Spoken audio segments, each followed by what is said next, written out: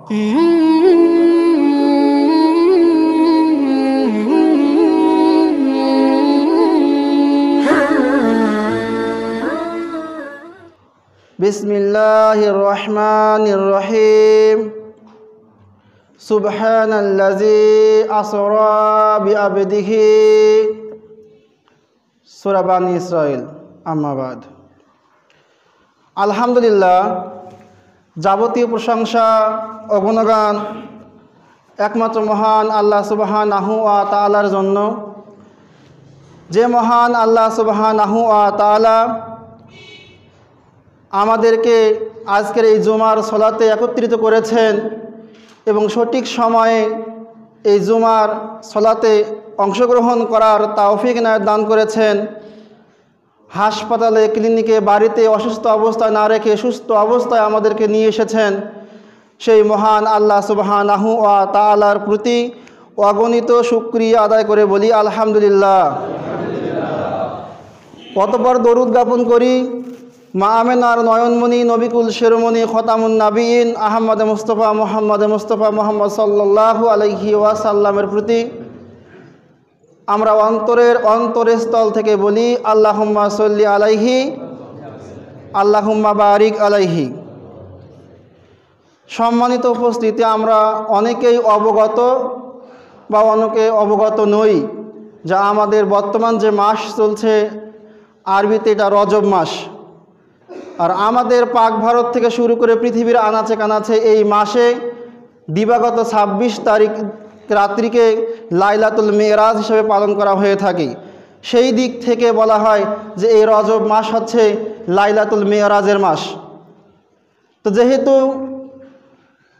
সামনে যে 28শে ফেব্রুয়ারি আসতে চলেছে, এই 28শে ফেব্রুয়ারির রাতটি হচ্ছে রজব মাসের 26শে দিবাগত রাত, যে রাত্রিতে আমাদের এখানে এবং বিভিন্ন অঞ্চলে, বিভিন্ন দেশে, বিভিন্ন রাষ্ট্রে লাইলাতুল মেরাজকে উদযাপন করা হয়ে থাকবে। সেই সুবাদে আজকের দিনই আলোচনা, জুমার খুতবা আলোচনার সংক্ষিপ্ত বিষয় হচ্ছে লাইলাতুল মেরাজ। ইনশাআল্লাহ তাআলা আল্লাহ সুবহানাহু ওয়া তাআলা আমাকে তৌফিক ইনায়েত দান করলে উক্ত বিষয়ের আলোকে তত্ত্ববহুল বিবরণী দেওয়ার মাধ্যমে আপনাদের সামনে বিষয়টি যথাসময়ে উপস্থিত করার চেষ্টা করব। আমা তৌফিকি ইল্লা বিল্লাহি আলাইহি তাওয়াক্কালতু ওয়া ইলাইহি উনীব। সম্মানিত উপস্থিতি, আরবিতে আমরা জানি লাইলাতুল মেরাজ, ফার্সি আরবিতে জানি শবে মেরাজ, আবার আরও আমরা জানি আরবিতে লাইলাতুল ইসরা। এই তিনটি পারিভাষিক শব্দ, তিনটি শব্দই একে অপরের সাথে জড়িত। তো লাইলাতুল মেরাজ এটি আরবিতে দেখতে গেলে বলতে হয় ইজাফি শব্দ, মোরাক্কাবি শব্দ, যার দুটি শব্দ একত্রিত করা হয়েছে। একটি হলো লাইলাতুন, আর একটি হলো মেরাজ। দুটি শব্দের সমন্বয়ে লাইলাতুল মেরাজ। তো লাইলাতুন অর্থ রাত্রি, রাত, নৈরাশ্য ইত্যাদি। আর মেরাজ শব্দের অর্থ হচ্ছে এটি হলো এমন একটি জিনিস, আরবিতে একে বলা হয়, আরবি গ্রামারে বলা হয় ইসমে আলার সিগা, মানে যন্ত্রবাচকের সিগা। সেই সিগার তিনটি ধাপের বড় ধাপ হচ্ছে এই মেরাজ। সেই দিক থেকে অর্থ হচ্ছে যত উপরে ওঠার সিঁড়ি আছে, মেরাজ হচ্ছে তার চেয়ে সর্বস্তরের সিঁড়ি। সর্বস্তরে একটা সিঁড়ি হলো এই মেরাজ। যদি এমনিতে আমি মেরাজুন বলি উপরে ওঠার সিঁড়ি, মেরাজাতুন বলি উপরে ওঠার মধ্যম একটি সিঁড়ি, মেরাজ এটা হলো উপরে ওঠার সবচেয়ে বড় একটি সিঁড়ি, যেটা হলো ওয়াহেদ কোবরার সিগা। এই দিক থেকে অর্থ হচ্ছে যে পৃথিবীতে যত বড় বড় সিঁড়ি আছে উপরে ওঠার, তার চেয়ে এটা হচ্ছে সবচেয়ে বড় একটা সিঁড়ি, এর চেয়ে বড় সিঁড়ি নেই। আল মুজামুল ওয়াসিত নামে একটি অ্যারাবিক ডিকশনারি রয়েছে, সেখানে 592 পৃষ্ঠার এ নম্বর কলামের 5 নম্বর শব্দ হচ্ছে আল মেরাজ। সেখানে মুজামুল ওয়াসিত প্রণেতা বলেছেন মেরাজ শব্দের অর্থ হচ্ছে মেসআদুন, মেরাজ শব্দের অর্থ হচ্ছে সুল্লামুন, মানে মেসআদ মানে হলো সিঁড়ি, মই, সুল্লামুন মানে হচ্ছে সিঁড়ি বা মই। এবং সেখানে তিনি পারিভাষিক দৃষ্টিকোণ থেকে বলেছেন মা আরাজা আলাইহি রাসূল সাল্লাল্লাহু আলাইহি ওয়াসাল্লাম লাইলাতুল ইসরা, অর্থাৎ ইসরা যেদিন ঘটেছে, যে রাত্রিতে ঘটেছে, সেই রাত্রিতে আল্লাহ সুবহানাহু ওয়া তাআলা মুহাম্মদ সাল্লাল্লাহু আলাইহি ওয়াসাল্লামকে ঊর্ধ্বে যে আগমন নিয়ে গিয়েছেন, উপরে উঠিয়েছেন, এটাকে বলা হয় মেরাজ। অর্থাৎ লাইলাতুল ইসরা রাত্রিতে আল্লাহ রাসূল সাল্লাল্লাহু আলাইহি ওয়াসাল্লামের উপরে আরোহণকে মেরাজ বলা হয়। এ কথা বলেছেন মুজামুল ওয়াসিত প্রণেতা। এছাড়া 157 বা 58টি গ্রন্থের সমন্বয়ে বর্তমানে অ্যারাবিক ডিকশনারি, যার নাম হচ্ছে মুজামুল লুগাতুল আরাবিয়াতুল মুআসারা, অর্থাৎ আধুনিক আরবি ডিকশনারি, সেই ডিকশনারি 1479 পৃষ্ঠার এ নম্বর কলামের 3 নম্বর শব্দ হচ্ছে মেরাজ। সেখানে তিনি বলেছেন যে মেরাজ হলো মুফরাদ, মানে হচ্ছে এক বচন, একক শব্দ, যার কারণে এর অর্থ হচ্ছে একটি বড় সিঁড়ি। এর বহুবচন মাআরিজ, যার অর্থ মেসআদ, সুল্লাম, সকলেই একই অর্থ ধরেছেন। কিন্তু এখানে তিনি পারিভাষিক দৃষ্টিকোণ থেকে বলেছেন যে মা সাইদান আলাইহিন নাবিয়্যু সাল্লাল্লাহু আলাইহি ওয়াসাল্লাম ইলা সামাই, যে নবী করিম সাল্লাল্লাহু আলাইহি ওয়াসাল্লামের মাটি থেকে আসমানের উপরে আরোহণকে মেরাজ বলা হয়। এছাড়া এ দুটি গেল আবিধানিক যারা দৃষ্টিকোণ থেকে লেখালেখি করেছেন তাদের ভাষায়। কিন্তু যারা ফিকহি ভাষা লেখালেখি করেছেন সেই ফিকহিবিদদের মতে তারা বলেছেন যে সাউদুন নবী সাল্লাল্লাহু আলাইহি ওয়াসাল্লাম মিন বাইতুল মাকদাস, বাইতুল মুকাদ্দাস থেকে ইলা সামাওয়াতিল উলা, সর্বোচ্চ আকাশে অর্থাৎ মহাকাশ পেরিয়ে লাইলাতুল ইসরা, রাত্রিতে আল্লাহর নবী মুহাম্মদ সাল্লাল্লাহু আলাইহি ওয়াসাল্লামের যে আরোহণ ঘটেছে, যে সমাবেশ ঘটেছে, যে উপরে আরোহণ হয়েছে, এটাকে ফিকহি পরিভাষায় মেরাজ বলা হয়। আর লাইলাতুল মেরাজ বলা হয় যে রাত্রিতে এই মেরাজ সংগঠিত হয়েছে, সেই রাত্রিকে বলা হয় লাইলাতুল মেরাজ। এখন কথা, উভয় প্রতিটি সংজ্ঞাতে বলা হয়েছে লাইলাতুল ইসরা যেদিন যে রাত্রিতে ঘটেছে, সেই রাত্রিতে কি হয়েছে, লাইলাতুল মেরাজ সেখান থেকে সংগঠিত হয়েছে। তো লাইলাতুল ইসরার সাথে লাইলাতুল মেরাজের সম্পর্ক রয়েছে। তো ইসরা কি? ইসরা হচ্ছে আরবি দিক থেকে এসে, আমরা যারা ইংলিশে লেখাপড়া করি এদের দিক থেকে এটাকে নাউন বলা হয়, বাংলা এটাকে বিশেষ্য বলা হয়। এর অর্থ হচ্ছে সাইরু লাইলান, অর্থাৎ রাত্রিতে পরিভ্রমণ করা, রাত্রিতে সফর করাকে ইসরা বলা হয়। আর পারিভাষিক দৃষ্টিকোণ থেকে ইসরা বলা হয় যে মসজিদুল হারাম থেকে, বাইতুল্লাহ শরীফ থেকে ইলাল মসজিদুল আকসা, অর্থাৎ বাইতুল মুকাদ্দাস বা মসজিদ আকসায় এই ভ্রমণটাকে বলা হয় ইসরা বলা হয়। অর্থাৎ আল্লাহর নবী মুহাম্মদ সাল্লাল্লাহু আলাইহি ওয়াসাল্লাম মক্কা থেকে শুরু করে তিনি যে রাত্রিতে মক্কা থেকে, মসজিদুল হারাম থেকে, কাবা শরীফ থেকে বাইতুল মুকাদ্দাস বা বাইতুল আকসা বা মসজিদুল আকসা, এখানে যে ভ্রমণটা হয়েছে এই ভ্রমণকে ইসরা বলা হয়। আর যে রাত্রিতে এই ভ্রমণটা হয়েছে ওই রাত্রিকে লাইলাতুল ইসরা বলা হয়। তো এই উভয় বিষয়গুলোকে একত্রিত করে সুন্দর ভাষায় ডক্টর আসাদুল গালিব স্যার তার সিরাতে রাসূল সাল্লাল্লাহু আলাইহি ওয়াসাল্লাম বইয়ে মাক্কি জীবন অধ্যায়ে লিখেছেন যে মক্কা থেকেই আল্লাহ রাসূলুল্লাহ মক্কা থেকে ফিলিস্তিন তথা মসজিদুল আকসায় যে ভ্রমণ করেছেন বোরাকের সাহায্যে, স্বল্পকালীন যে রাত্রি ভ্রমণ হয়েছে, এটাকে বলা হয় লাইলাতুল ইসরা। আর ঠিক ফিলিস্তিন থেকে অর্থাৎ মসজিদুল আকসা থেকে শুরু করে মহাকাশ পেরিয়ে আল্লাহ সুবহানাহু ওয়া তাআলার সাথে যে সাক্ষাতের যে মেরাজ হয়েছে, এটাকে বলা হয় মেরাজ। অর্থাৎ প্রথম অংশ হচ্ছে মাটিতেই, দ্বিতীয় অংশ হচ্ছে আসমানি। প্রথম অংশটাকে বলা হচ্ছে লাইলাতুল ইসরা, যেটা কাবা শরীফ থেকে মসজিদুল আকসা পর্যন্ত, আর মসজিদুল আকসা থেকে আল্লাহ পর্যন্ত যেটা হয়েছে এটাকে বলা হচ্ছে মেরাজ। আর উভয়টি যে রাত্রিতে হয়েছে এটাকে বলা হয় লাইলাতুল মেরাজ বা লাইলাতুল ইসরা। সম্মানিত উপস্থিতি, আল্লাহ সুবহানাহু ওয়া তাআলা এদিকে লক্ষ্য করে বলেছেন 17 নম্বর সূরা বানি ইসরাইল বা ইসরা 1 নম্বর আয়াতে যে সুবহানাল্লাযী, পবিত্র পুতময় সেই সত্তা যিনি আসরা বিআবদিহি, তার বান্দাকে ভ্রমণ করিয়েছেন লাইলান রাত্রিতে, মিনাল মসজিদুল হারাম, মসজিদ হারাম থেকে ইলাল মসজিদুল আকসা, মসজিদ আকসা পর্যন্ত। আল্লাযী বারাকনা হাওলাহু, এই মসজিদুল আকসা হচ্ছে এমন একটা স্থান যে স্থানকে আমরা করে দিয়েছি তার চতুষ্পার্শ্বকে বরকতময়। সুবহানাল্লাহ। লি নুরিয়াহু মিন আয়াতিনা, শুধু তাই নয়, আমরা এই ইসরা করেছি, এই মেরাজ করেছি যাতে করে আমরা মুহাম্মদ সাল্লাল্লাহু আলাইহি ওয়াসাল্লামকে আমাদের নিদর্শনের অন্তর্ভুক্ত কিছু নিদর্শন দেখাতে পারি, দেখিয়ে দিই। সুবহানাল্লাহ।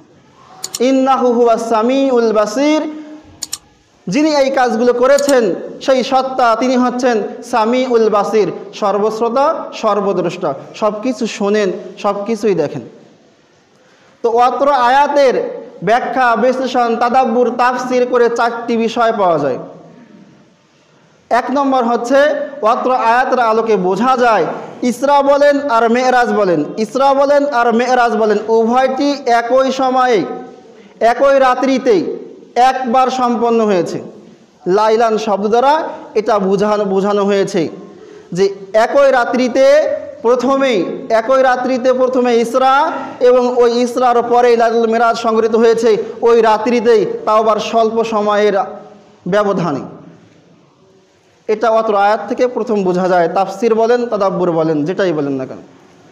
2 নম্বর বোঝা যায় যে আল্লাহ রসুল মুহাম্মদ সাল্লাল্লাহু আলাইহি ওয়াসাল্লামের এই ইসরা এবং এই মেরাজ উভয়টি সংগঠিত হয়েছে সশরীরে জাগ্রত অবস্থায়, না ঘুমান্ত অবস্থায় না স্বপ্ন যোগে, কোনোটাই হয়নি, শুধু হয়েছে প্রত্যক্ষ দর্শনে সরাসরি সচক্ষের আলোকে।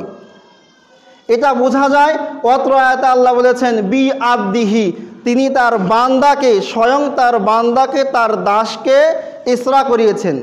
আর দাস তখনই বলা যাবে যখন একটা শরীরের রূহ থাকবে, তখন সেটাকে দাস বলা যায়। অর্থাৎ রূহ এবং দেহ উভয়ের সমন্বিত একটা রূপ, একটা সত্তার নামই হচ্ছে দাস। যেখানে রূহ নেই সেটাকে দেহ বলা হয়, দাস বলা হয় না। যেখানে রূহ আছে দেহ নেই সেটাকে রুহানি জগতের রূহ বলা হয়, দাস বলা হয় না, আব্দ বলা যায় না। আব্দ তখনই বলা যায় যখন একটা রূহ এবং একটা বডি উভয় একসঙ্গে থাকে, এটাকে আব্দ বলা হয়, দাস। তো আল্লাহ এখানে আসরা বি আবদিহি বলে এটা বুঝিয়েছেন, যার কারণে আমরা আজকে আলেম ওলামা হয়ে এটা বিশ্বাস করতে পারছি না যে তিনি সরাসরি জাগ্রত অবস্থায় ইসরা মেরাজ করেছেন। তাহলে আমাদের আকীদা আর সেই জামানার আবু জেহেলের আকীদা তো একই ছিল। কারণ আবু জেহেলকে যদি বলা হতো যে তোমাদের রসুল মুহাম্মদ ইসলাম এসে আমাকে বলছে যে তিনি স্বপ্নে মেরাজ করেছেন, এটা কোনো ব্যাপারই ছিল না। স্বপ্নে হতেই পারে, ভুলভাল বলতেই পারে, কিন্তু তিনি এসে বলছেন যে তিনি নাকি সশরীরে স্বচক্ষে জান্নাত দেখেছেন, জাহান্নাম দেখেছেন, এটা দেখেছেন, ওটা দেখেছেন, জিবরাইল ইসলামকে দেখেছেন, বিভিন্ন নবী রাসূলদেরকে দেখেছেন। সশরীরে এই সামান্য রাত্রিতে তিনি এই মাটি থেকে সেই 2 মাসের পথ উঠে যাওয়ার জন্য বা ঘোড়ায় যেতে হয় মক্কা থেকে বাইতুল মুকাদ্দাস বা মাসুল আকসা, যেটা এখান থেকে শুরু করে সেই আকসা পর্যন্ত যেতে সময় লাগে 2 মাস, তাও ঘোড়াতে যেতে, অথবা উটের উপর সাওয়ার করে 2 মাস সময় লাগে। অথচ এই তোমাদের নবী, বোকা নবী, এই নবী বলছে যে তিনি নাকি এখান থেকে তো সেখানে গেছেন, আবার সেখান থেকে 7 আসমান পাড়ি দিয়ে স্রষ্টার সঙ্গে সাক্ষাৎ করে এসেছেন। এটা অবিশ্বাস করছে তখনই যখন তারা আল্লাহ ইসলামের মুখ থেকে শুনছে এবং সাহাবা একরামের কাছ থেকে শুনছে যে তিনি সরাসরি গিয়েছিলেন। কিন্তু আজকে আমরা তার উম্মত হয়ে আমরাই আবার বলছি যে না, সশরীরে হয়নি, জাগ্রত অবস্থায় হয়নি, স্বপ্নযোগে হয়েছে। তা সেই আবু জাহেলের লোকদের আকীদা, তাদের বিশ্বাস আর আমাদের নামে মুসলিমদের বিশ্বাস একই হয়ে যাচ্ছে। অথচ খুলুন সহিহুল বুখারী কিতাবুল আনসারী সাহাবীদের মর্যাদা সংক্রান্ত একটা অধ্যায় রয়েছে, বাবুল মেরাজ সংক্রান্ত অনুচ্ছেদ হাদিস নাম্বার 3888 হাদিস বর্ণনা করেছেন আব্দুল্লাহ ইবনে আব্বাস রাদিয়াল্লাহু তাআলা আনহু, যাকে তাফসির কারকদের বাপ বলা হয়। যত তাফসির কারক রয়েছে এদের বাপ হচ্ছে তাফসিরে আব্দুল্লাহ ইবনে আব্বাস রাদিয়াল্লাহু তাআলা আনহু। তার মেধা শক্তি অন্যদের চেয়ে অনেক বেশি। তো তিনি বলছেন যে আল্লাহ রাসূল সাল্লাল্লাহু আলাইহি ওয়াসাল্লামের এই মেরাজটা হিয়া রুয়া আইনিন, এই যে মেরাজ, এই যে ঘটনাগুলো, এগুলো হচ্ছে আইনিন, মানে স্বচক্ষে দেখানো ঘটনা, সুস্পষ্ট আইন, সুস্পষ্ট স্বচক্ষে সশরীরের ঘটনা হলো এই মেরাজ এবং ইসরার ঘটনা। উরিয়াহা রাসূলুল্লাহি সাল্লাল্লাহু আলাইহি ওয়াসাল্লাম, আল্লাহ যে মেরাজ, যে ইসরাটা দেখিয়েছেন, করিয়েছেন তার রাসূল সাল্লাল্লাহু আলাইহি ওয়াসাল্লামের মাধ্যমে। আরা থেকে উরিয়াহা, তিনি যা দেখিয়েছেন এই মেরাজের ঘটনাগুলো, এই মেরাজ যা কিছু হয়েছে সব কিছু সত্যই তাকে দেখিয়েছেন সরাসরিরে স্বচক্ষে আল্লাহ সুবহানাহু ওয়া তাআলা। এরপরে বলছেন লাইলাতান, ওই রাত্রিতে উসরিয়া বিহি, যে রাত্রিতে আল্লাহ সুবহানাহু ওয়া তাআলা তার বান্দাকে ভ্রমণ করিয়েছেন মিন বাইতুল মাকদিস, বাইতুল্লাহ থেকে বাইতুল মুকদ্দাস পর্যন্ত, মাসজিদুল আকসা পর্যন্ত। এই দিনেই আল্লাহ সুবহানাহু ওয়া তাআলা এই ইসরা যেমন সশরীরে সপক্ষে হয়েছে, সচক্ষে হয়েছে, ঠিক সেরকমভাবে লাইলাতুল মেরাজটাও সচক্ষে সরাসরি প্রত্যক্ষ দর্শন হয়েছে। আব্দুল্লাহ ইবনে আব্বাস তিনি এই কথা বলছেন। এছাড়া বিজ্ঞ মুহাদ্দিস কেরামগণ, তাফসীর ইবনে কাসিরের লেখক ইমাম ইবনে কাসির রাহিমাহুল্লাহ সহ বিভিন্ন তাফসীরকারগণ তারা উল্লেখ করেছেন তাদের কিতাবে যে এটাই হলো গ্রহণযোগ্য কথা, যেটা কোরআন ও সহিহ সুন্নাহর আলোকে বোঝা যায় যে আল্লাহ রাসূল সাল্লাল্লাহু আলাইহি ওয়াসাল্লামের এই মেরাজটা, এই ইসরাটা সরাসরি সচক্ষে সরাসরি তার দেহের মাধ্যমে হয়েছিল জাগ্রত অবস্থায়। অতএব এর উপরে আমাদের ঈমান আনা জরুরি। এরপরে এই অত্র আয়াত থেকে আরেকটি বিষয় উপলব্ধি হয়, বের হয়ে আসে, সেটা হচ্ছে আল্লাহ সুবহানাহু ওয়া তাআলা বলছেন যে আল্লাযী বারাকনা হাওলাহু, আল্লাহ সুবহানাহু ওয়া তাআলা এই মাসজিদুল আকসা এবং তার চারপাশের জায়গাকে বরকতময় করেছেন। তো আমরা যে আজকে দেখি এই মাসজিদুল আকসা ফিলিস্তিনে অবস্থিত, তার মানে বর্তমান জামানার আলোকে বলা যায় ফিলিস্তিন হচ্ছে বরকতময় এবং এই ফিলিস্তিনের আশপাশ যে শহরগুলো আছে, এলাকা আছে, এগুলোও হচ্ছে বরকতময়, যেটা আল্লাহ সুবহানাহু ওয়া তাআলা বলছেন। আর এই বরকত দুটি হতে পারে, আধ্যাত্মিক বরকত, দুনিয়াবি বরকত। আধ্যাত্মিক বরকত, দুনিয়াবি বরকত। আধ্যাত্মিক বরকত কি? যে অত্র স্থানে এবং তার চতুর্পার্শ্বের স্থানে হাজারো হাজারো নবী রাসূলগণ অবস্থান করছেন। যেমন দেখুন ইব্রাহিম আলাইহিস সালামের এলাকা হচ্ছে এই ফিলিস্তিন, এই শাম, এই সিরিয়া। তার সন্তান ইসমাইল আলাইহিস সালাম, ইয়াকুব আলাইহিস সালাম, ঈসা আলাইহিস সালাম থেকে শুরু করে সুলাইমান আলাইহিস সালাম, দাউদ আলাইহিস সালাম, জাকারিয়া আলাইহিস সালাম, এমনকি ইয়াহইয়া আলাইহিস সালাম, তাদের সকলের কবর এই ফিলিস্তিন এবং তার আশপাশ এলাকাগুলোতে রয়েছে। এই দিক থেকে এই ফিলিস্তিন এবং তার চতুর্পার্শ্ব এলাকা হচ্ছে আল্লাহর কথা থেকে বোঝা যাচ্ছে বরকতময়। এটা হচ্ছে আধ্যাত্মিক বরকত। দুনিয়াবি বরকত কি? দুনিয়াবি বরকত হচ্ছে এটাই যে বাস্তবেই এই ফিলিস্তিন এবং তার চতুর্পার্শ্ব এলাকাগুলো হচ্ছে খুবই উর্বরময়, খুবই কল্যাণকর একটি জায়গা, যেখানে ফসল থেকে শুরু করে ব্যবসা থেকে শুরু করে সব কিছু হচ্ছে উত্তম মানের হয়ে থাকে, সবচেয়ে উৎকৃষ্ট মানের হয়ে থাকে, সবচেয়ে সুন্দরভাবে হয়ে থাকে। তাই তো বলছেন আল্লাহ রসুল সাল্লাল্লাহু আলাইহি ওয়াসাল্লাম, তিরমিজি, আহমদ, মিশকাত, তিনটি হাদিসের কিতাবে হাদিসটি এসেছে। মিশকাতুল মাসাবি, কিতাবুল মানাকিব, মান মর্যাদা সংক্রান্ত অধ্যায়ে হাদিসটি নিয়ে আসা হয়েছে। হাদিস নম্বর 6273। হাদিস বর্ণনা করেছেন জায়েদ বিন সাবিত রাদিয়াল্লাহু তাআলা আনহু। ইনি এমন একজন সাহাবী যারা কোরআনকে লিপিবদ্ধ করেছেন, লিখেছেন, তাদের লিডার হচ্ছে এই জায়েদ বিন সাবিত রাদিয়াল্লাহু তাআলা আনহু। অর্থাৎ প্রধান প্রধান যারা ছিলেন এদের লিডার হচ্ছেন ইনি হচ্ছেন প্রধান একজন লেখক, কিতাবে ওহী, যারা কোরআন লিপিবদ্ধ করেছেন।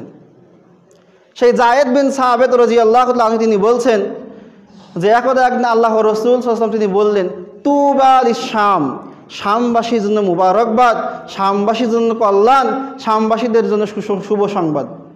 তখন আমরা সাহাবায়ে কেরামগণ বললাম, ইয়া রাসূলুল্লাহ লিআইয়ি জালিকা, কেন এই সুসংবাদ, কেন এই মুবারকবাদ, কেন এই দোয়া, কি কারণে আপনি এগুলো বললেন, এর উদ্দেশ্য কি, তাৎপর্য কি, মানে কি?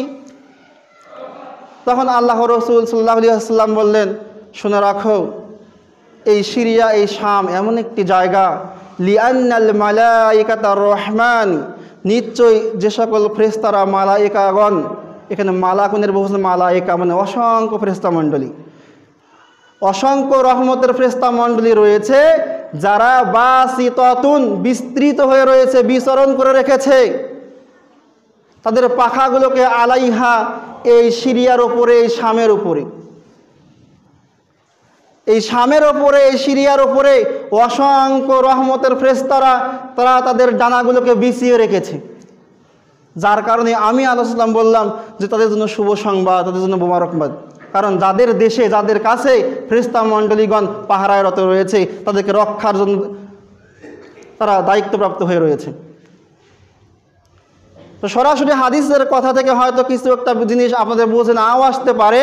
অত্র হাদিসটি তিরমিজিতে রয়েছে, হাদিস নম্বর 3966। সেই হাদিসের ব্যাখ্যায় তোহফাজুল আহওয়াজ নামে একটি তিরমিজি ব্যাখ্যা গ্রন্থ রয়েছে, সেখানে উল্লেখ করেছেন ইমাম মানাবি রাহিমাহুল্লাহ। তিনি অত্র হাদিসের ব্যাখ্যায় বলেছেন যে এখানে মালাইকাগণ তারা সিরিয়া এবং শামের ক্ষতিকর বিষয়গুলো থেকে তাদেরকে রক্ষা করে থাকেন।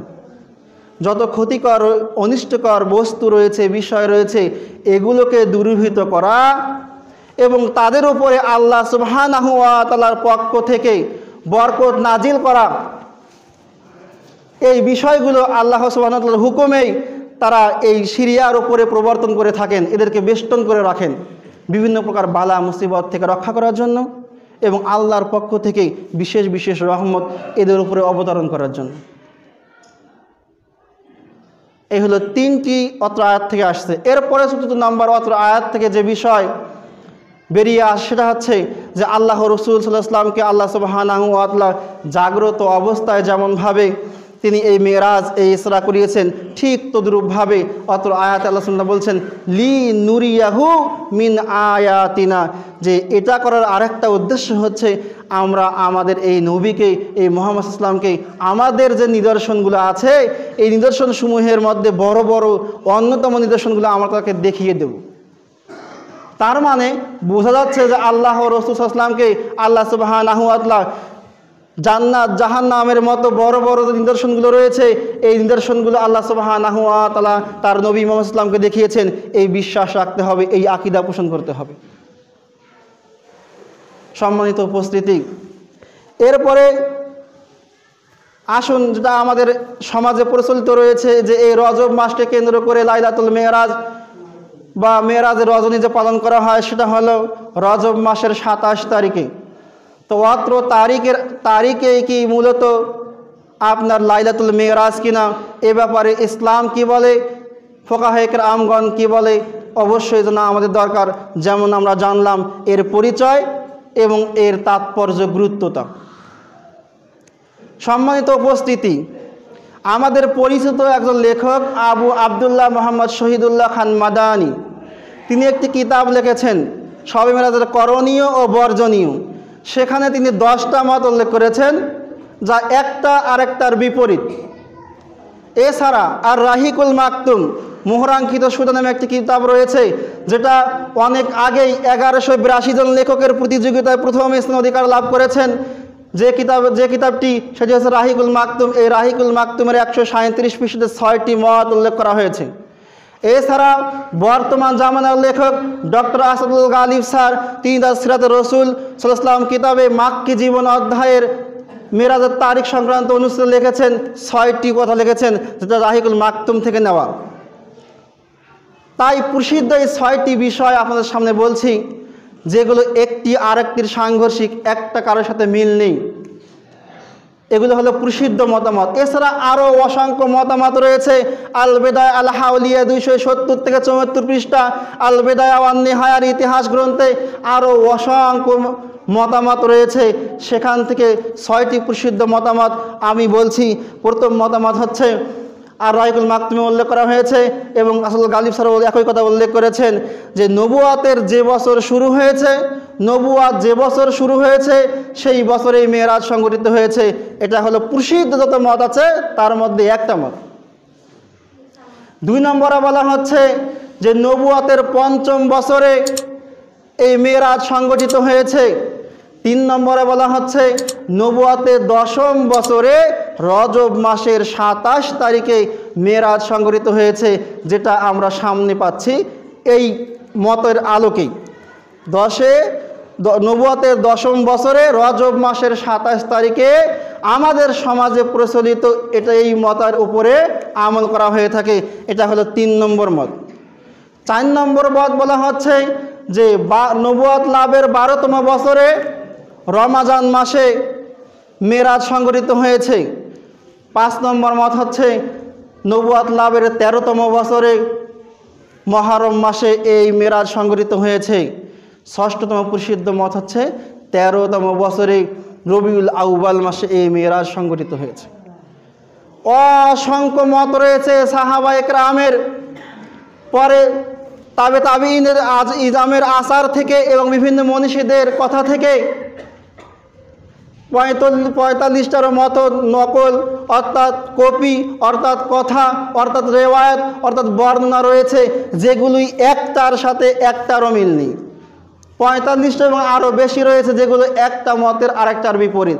এগুলোর মধ্যে 10টি প্রসিদ্ধ, যেটা শহীদুল্লাহ খান আবু আবদুল্লাহ শহীদুল্লাহ খান মাদানী তার কিতাবে লিখেছেন, এবং এই 10টি থেকে যাচাই বাছাইয়ের উপরে আরও প্রসিদ্ধ যে 6টি, এটি রাহিকুল মাকতুম এবং আসল গালিব তার সাথে রসুল উল্লেখ করেছেন। এই সূরা ইসরার 1 নম্বর আয়াতে তাফসীরের আলোকে বোঝা যায় এবং আমরা জানি যে খাদিজাতুল কুবরা রাদিয়াল্লাহু তাআলা আনহা তিনি মৃত্যুবরণ করার আগ পর্যন্ত কিন্তু মেরাজ সংঘটিত হয়েছে, এ ব্যাপারে সকল উলামায়ে কেরাম একমত। খাদিজাতুল কুবরা রাদিয়াল্লাহু তাআলা আনহার মৃত্যুর আগে লাইলাতুল মেরাজ সংঘটিত হয়েছে, এটাকে কোনো আলেম বলেনি, অর্থাৎ সকল আলেমই একমত লাইলাতুল মেরাজ খাদিজাতুল কুবরা রাদিয়াল্লাহু আনহার পরে হয়েছে।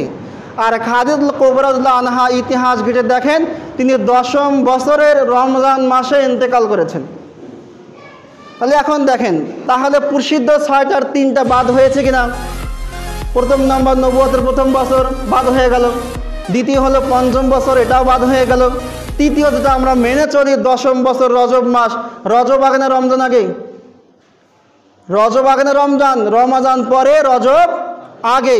তাহলে খাদিজাতুল কুবরা রাদিয়াল্লাহু আনহা তিনি মৃত্যুবরণ করেছেন রমজান মাসে, আর আমরা রজব মাসের 27 তারিখে পালন করে থাকি লাইলাতুল মেরাজ, যেটা তার মৃত্যুর আগে হয়ে যাচ্ছে।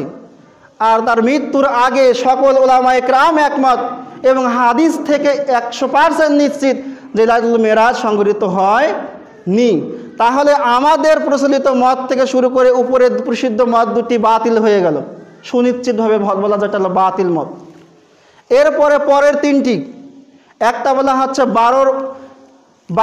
12 বছরের রমাদান মাসে, একটা বলা হচ্ছে 13 বছরের মহরম মাসে, আর একটা বলা হচ্ছে 13 বছরের রবিউল আউয়াল মাসে।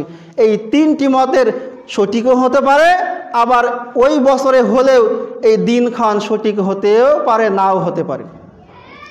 কারণ যে সূরা মধ্যে এই সূরার কথা উল্লেখ রয়েছে, আমরা যদি বাসায় গিয়ে এই সূরার একটু তাফসীর, এই সূরার পরবর্তী আয়াতগুলো পড়ি, তাহলে আমরা দেখতে পাবো এই সূরার কথা বলার পরে আল্লাহ সুবহানাহু ওয়া তাআলা মুহাম্মদ সাল্লাল্লাহু আলাইহি ওয়াসাল্লামের এই হিজরতের আগের যে কাহিনীগুলো, যে ঘটনাগুলো, যে অত্যাচারগুলো, এগুলো সেখানে বর্ণনা করা রয়েছে।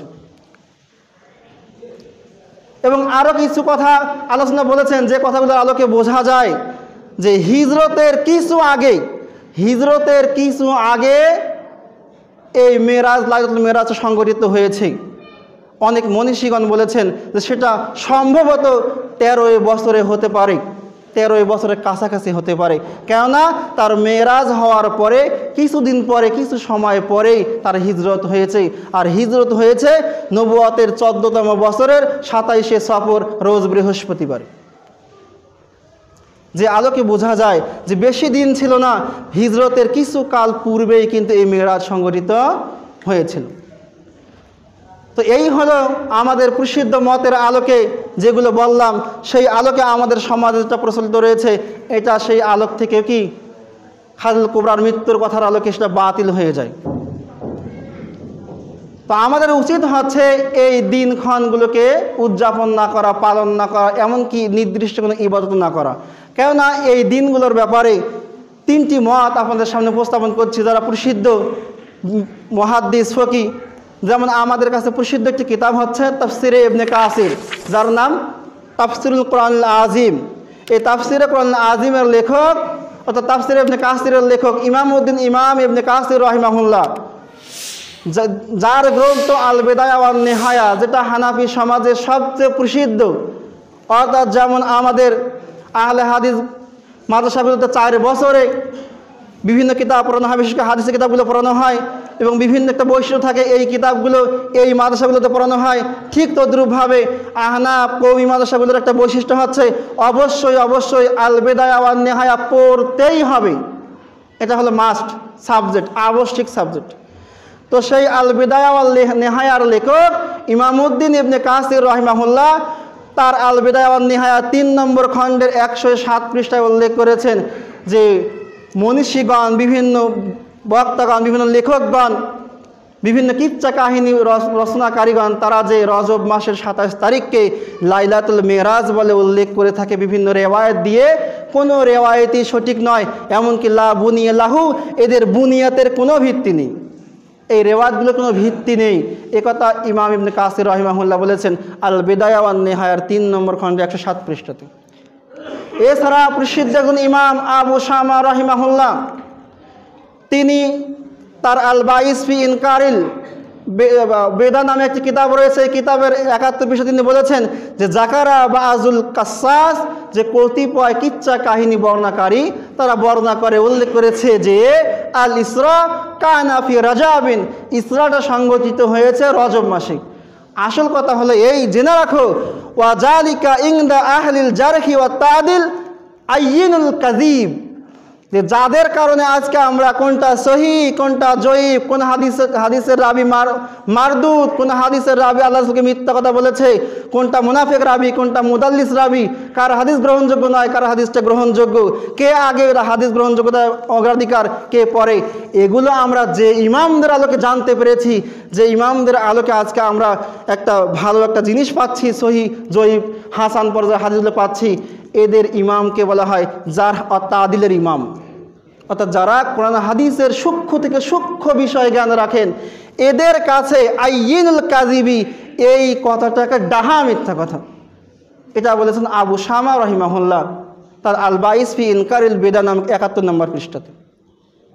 এছাড়া আমাদের পরিচিত এবং পরিচিত ইমাম, যুগশ্রেষ্ঠ ইমাম ইমাম ইবনে তাইমিয়া রাহিমাহুল্লাহ তিনি এ ব্যাপারে জাদুল মাআদ প্রসিদ্ধ একটি গ্রন্থের 1 নম্বর খণ্ডে 57 পৃষ্ঠাতে উল্লেখ করেছেন ইন্নাহু লাম ইয়াকুম দলিলুন মা'লুমুন, এমন কোনো মা'লুম মানে পরিচিত প্রসিদ্ধ জানা কোনো দলিল আমাদের কাছে নেই বা আমরা পাইনি বা পাওয়া যায় না, যে দলিলের আলোকে বোঝা যায় যে লা আলা আশরাহা ওয়ালা আলা আশরিহা, আগেরটা হলো শাহরা শাহরিহা, এটা হলো আশরিহা, এরপরে বলছে যে ওয়ালা আলা আইনিহা, যে এমন কোনো দলিল এমন কোনো পরিচিত বিষয় আমাদের কাছে অবগত নয়, আমরা জানি না, যে দলিলের আলোকে আমরা বলতে পারি যে এই মাসে মেরাজ হয়েছে, তা লা আলা শাহরিহা, আমরা বলতে পারি না যে কোন মাসে মেরাজ হয়েছে। তিনি বলতে চাচ্ছেন যে এমন কোনো দলিল নাই আমাদের কাছে বা আমরা জানি না, যে দলিলের আলোকে আমরা বলতে পারি যে এই মাসেই মেরাজ হয়েছে, এরকম নির্দিষ্ট কোনো দলিল পাওয়া যায় না, ইমাম ইবনে তাইমিয়া রাহিমাহুল্লাহ বলছেন। 2 নম্বরে বলছেন যে ওয়ালা আলা আশরিহা, এমন কোনো একটা মাসের 3টা দশক, প্রথম মধ্যম শেষ দশক, 3 দশকে 30 দিনে 1 মাস। তিনি বলছেন যে এমন কোনো দশক পাওয়া যায় না হাদিস বা রেওয়ায়াতে যে দশকে আমরা বুঝতে পারবো যে 1 থেকে 10 তারিখের মধ্যে মেরাজ হয়েছে, বা 11 থেকে 20 তারিখের মধ্যে মেরাজ হয়েছে, বা 21 থেকে 30 তারিখের মধ্যে মেরাজ হয়েছে, এরকম কোনো রেওয়ায়াত, কোনো দলিল, কোনো পরিচিত বিষয় আমাদের জানা নেই।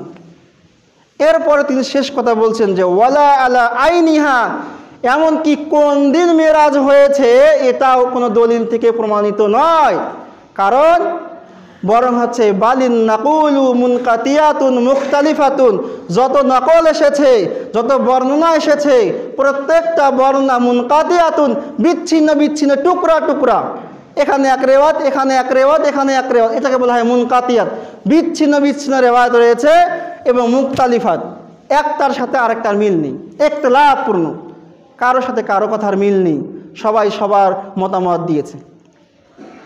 অতএব লাইসা ফিহা মা ইউক্তাউ বিহি, এই বিচ্ছিন্ন যে বিষয়গুলো, এই বিচ্ছিন্ন বিষয়গুলোকে একত্রিত করে একটা বিষয়ে নিয়ে আসা সম্ভব নয়। তাই সম্মানিত উপস্থিতি, অত্র 3 জন মুহাদ্দিসের আলোকে বোঝা যায়, এমনকি ইতিহাস থেকে খাদিজাতুল কুবরা আনহার মৃত্যুর ঘটনা থেকেও বোঝা যায় যে লাইলাতুল মেরাজটা রজব মাসে হয়নি, 10ম বছরের আগে পরে হয়েছে, রমজান মাসের পরে এই মেরাজ সংগঠিত হয়েছে। অর্থাৎ সেই আলোকে বোঝা যায় যে আমরা যে মেরাজ পালন করে থাকি এই মেরাজের অস্তিত্ব ছিল না। এছাড়া আরও একটি বিষয় আমি কালকে নেট থেকে নামিয়েছি, সেটা হচ্ছে সেখানে নেটে দেওয়া রয়েছে যে আলাইহিস সালাম তার জীবদ্দশায় 18 বছর মেরাজ পেয়েছেন। অর্থাৎ মেরাজ যে বছর সংগঠিত হয়েছে তারপরে আলাইহিস সালাম এবং সাহাবায়ে কেরাম এদের জীবনে 18 বছর এই মেরাজের বছর প্রত্যেকবার এসেছে। তো প্রতি বছর এই মেরাজের রাত্রি এসেছে, মেরাজের দিন এসেছে। তো আল্লাহ রাসূল জানতেন যে কোন দিন মেরাজের রাত্রি, কোন দিন মেরাজের দিন, তিনি তো বলতে পারতেন, সে তো হাদিস কোরআনে স্পষ্ট আসতো। এমনকি সাহাবায়ে কেরাম তো অনুমান করেও ওই দিনগুলোর উপরে আমল করতে পারতেন, কোনো খাস আমল, খাস ইবাদত, খাস জিকির আজগার করতে পারতেন। কিন্তু এ ব্যাপারে এত বছর পরে আল্লাহ রাসূলের মৃত্যু হয়ে গেল, অর্থাৎ হিজরতের আগে এই মিরাজ হলো, হিজরত 10 বছর হয়ে গেল, এরপরেও এই এত বছর চলে গেল, আল্লাহ সাল্লাম কোনো ব্যাপারে, কোনো হাদিসে এ ব্যাপারে কোনো কথা আসলো না, সাহাবায়ে কেরামের কোনো মতো, কোনো আচারও আসলো না যে এই দিন হচ্ছে মেরাজের দিন, বা সম্ভাব্য এই দিনটা হলো মেরাজের মাসের দিন, এই মাসে এই আমল আমরা আল্লাহ জামনায় করেছি, তোমরাও করো। এরকম কোনো বিশুদ্ধ, কোনো নকল, কোনো দলিল আসেনি। সম্মানিত উপস্থিতি, তাই আমাদের উচিত হচ্ছে, আল্লাহ সুবহানাহু ওয়া তাআলা বলছেন 59 নম্বর সূরা, সূরা হাশরের 7 নম্বর আয়াতে, ওয়ামা আতাকুমুর রাসূলু ফাকুযুহু ওয়া মা নাহাকুম আনহু ফান্তাহু ওয়াত্তাকুল্লাহ ইন্নাল্লাহা শাদীদুল ইকাব। যে হে পৃথিবীর মানুষ, হে মুহাম্মদ সাল্লাল্লাহু আলাইহি ওয়াসাল্লামের উম্মতেরা, তোমরা শুনে রাখো, তোমাদের রাসূল মুহাম্মদ সাল্লাল্লাহু আলাইহি ওয়াসাল্লাম তোমাদেরকে যা দেয় তা গ্রহণ করো, আর যা থেকে বিরত থাকতে বলে তা থেকে বিরত থাকো। আর এই নেওয়া আর বিরত থাকার ব্যাপারে যদি বাড়াবাড়ি করো, ওয়াত্তাকুল্লাহ, জেনে রাখো, আল্লাহকে ভয় করো, ওয়াত্তাকুল্লাহ, আল্লাহকে ভয় করো, বাড়াবাড়ি করার ব্যাপারে, সারাসারি করার ব্যাপারে। কারণ যদি বাড়াবাড়ি করো, যদি সারাসারি করো, ইন্নাল্লাহা শাদীদুল ইকাব, নিশ্চয় আল্লাহ সুবহানাহু ওয়া তাআলা শাস্তির জন্য বড়ই কঠোর। তিনি যেমন সূরা রহমান নাযিল করেছেন, নাযিল করে প্রমাণ দিয়েছেন তিনি নিয়ামতের অধিকারী, তিনি নিয়ামতে ভরপুর, তার রাজ্যের কোনো শেষ নেই, তার রহমতের কোনো শেষ নেই, করুণার কোনো শেষ নেই, ঠিক তেমনি আমি আল্লাহ সুবহানাহু ওয়া তাআলা শাদীদুল ইকাব, শাস্তি দেওয়ার ব্যাপারেও কোনো শেষ করব না। রহমতের ব্যাপারে যখন আমার কোনো শেষ নেই, শাস্তিরও ব্যাপারে কোনো শেষ নেই, উভয়ই আমার কাছে আছে। অতএব তোমাদের রাসূল মুহাম্মদ সাল্লাল্লাহু আলাইহি ওয়াসাল্লাম তোমাকে যা দেয় সেটাই গ্রহণ করো, যা নিষেধ করে তা থেকে বিরত থাকো। অত্র আয়াতের ব্যাখ্যায় তাফসীর ইবনে কাসির রাহিমাহুল্লাহ, ইমাম ইবনে কাসির রাহিমাহুল্লাহ তাফসীর ইবনে কাসিরে বলেছেন যে যখনই বলছে মাহমা আমারা বিহি রাসূল সাল্লাল্লাহু আলাইহি ওয়াসাল্লাম, যখনই যে অবস্থায়, যেভাবে, যে সময়ে আল্লাহ রাসূল মুহাম্মদ সাল্লাল্লাহু আলাইহি ওয়াসাল্লাম তোমাদেরকে যা আদেশ করে সেটা মেনে নাও, সেটা বাস্তবায়ন করো। ঠিক পরবর্তী অংশে বলছেন যখনই, যে সময়েই তোমাদেরকে যে বিষয় থেকে বিরত থাকতে বলে সেই বিষয় থেকে বিরত থাকতে হবে। এ কথা বলার সুযোগ নেই এখানে নিষেধ করেছে বাসা থেকে ফিরে আসি, এখানে আদেশ করেছে প্রস্রাব করে এসে আদেশটা মানব, ব্যাখ্যা থেকে বোঝা যায় এরকমও সুযোগ নেই। যখনই বলেছে ইসলাম এর রাসূল মুহাম্মদ যে এটা করা যাবে না, তখনই করা যাবে না। যখনই বলেছে টাকুন নিচে প্যান্ট পরা যাবে না, তো 1 বছর পরে ছেড়ে দিব, এই সুযোগটা আর হবে না। যখনই শুনেছে তখনই শেষ, ওটা আমল করতে হবে, না করলেই আপনি তার উম্মতের যে প্রকৃত খাতা থেকে বের হয়ে যাবেন। আল্লাহ রাসূল দাড়ি রাখতে বলেছে, দাড়ি রাখতে বলেছে, এটা তার আদেশ, এটা যখনই শুনেছেন তখনই করতে হবে। যে এখন ছাটি বিয়ের পরে রাখবো, এই আয়াতের আলোকে এটা হবে না। যখনই শুনতে হবে তখনই মানতে হবে, যখনই নিষেধের কথা শুনতে হবে তখনই মানতে হবে, এটাই হচ্ছে কথা। তো এই আলোকে বোঝা যায় যেহেতু রজব মাসের ব্যাপারে কোনো আমলের কথা আল্লাহ রাসূল থেকে আদেশও আসেনি, কোনো নিষেধও আসেনি, এক্ষেত্রে আমাদের এই আমল করাগুলো থেকে সেফ থাকাই জরুরি। কেননা প্রসিদ্ধ গ্রন্থ ইমাম বুখারী রাহিমাহুল্লাহ লিখেছেন, সেই বুখারী গ্রন্থের তাফসীর লিখেছেন, ব্যাখ্যা লিখেছেন ইবনে হাজার আসকালানী রাহিমাহুল্লাহ।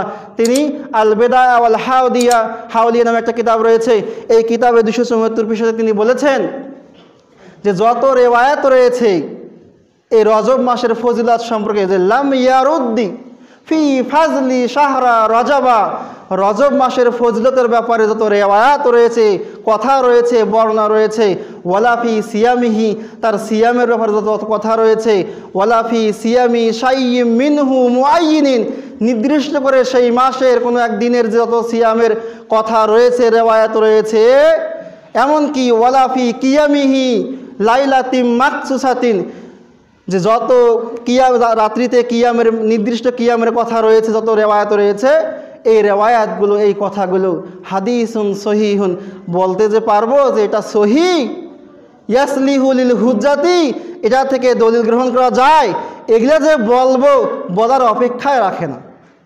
মানে এ ব্যাপারে নির্ভরযোগ্য কোনো কথা, কোনো রেওয়ায়াত বর্ণিতই হয়নি যে রেওয়ায়াতের আলোকে আমি ইবনে হাজার আসকালানী রাহিমাহুল্লাহ বলতে পারি যে এটা হলো হাজা হাদিসুন সহিহুন, এই রেওয়ায়াতটা হলো ইয়াসলিহু লিল হুজ্জা, এখান থেকে দলিল গ্রহণ করা যায়। অতএব দলিল পাওয়া গেছে তোমরা রজব মাসে সিয়াম রাখো, দলিল পাওয়া গেছে তোমরা রজব মাসে কিয়াম করো, দলিল পাওয়া গেছে তোমরা রজব মাসে অমুক অমুক দিনে ইবাদত করো।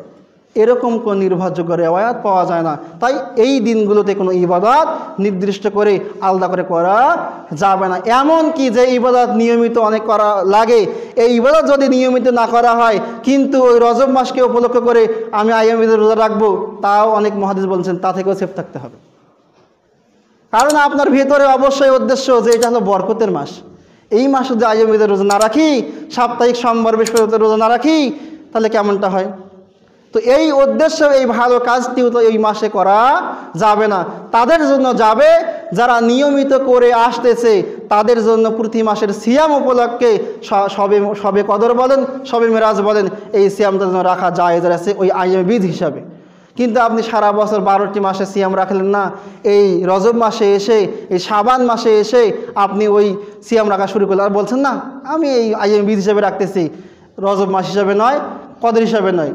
তা আপনি আগের মাসে রাখলেন না কেন? আবার রজব পার হয়ে যে মাস আসে সে মাসে রাখেন না কেন? কোনো উত্তর নেই। কারণ তার অজান্তেই এই মাসে তার শ্রদ্ধা চলে এসে গেছে। অতএব যারা নিয়মিত আমল করে এদের জন্য এই মাসের আমল জারি থাকবে, আর যারা নিয়মিত আমল করে না এই মাসের নির্দিষ্ট কোনো খাস আমল, বৈধ আমলও তাদের জন্য মুহাদ্দিস কেরামের কথা অনুযায়ী করা জায়েজ নেই, সেফ থাকতে হবে। আল্লাহ সুবহানাহু ওয়া তাআলা আমাদেরকে এই বিষয়গুলো থেকে জ্ঞান অর্জন করে বুঝে শুনে আমাদেরকে ইসলামের আলোকে জীবন গড়ার তৌফিক দান করুন। আল্লাহুম্মা আমিন। সম্মানিত দিনী ভাই ও বোন, নিয়মিত ভিডিওগুলো পেতে অবশ্যই সাবস্ক্রাইব দিন, লাইক কমেন্ট শেয়ার করুন, দিনী কাজে সহযোগিতা করুন। ধন্যবাদ। আসসালামু আলাইকুম ওয়া রাহমাতুল্লাহ।